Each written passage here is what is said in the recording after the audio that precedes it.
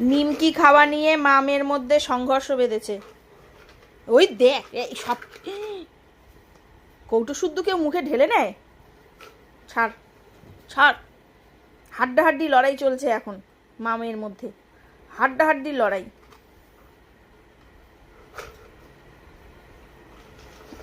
ইস বাবা কি করলো।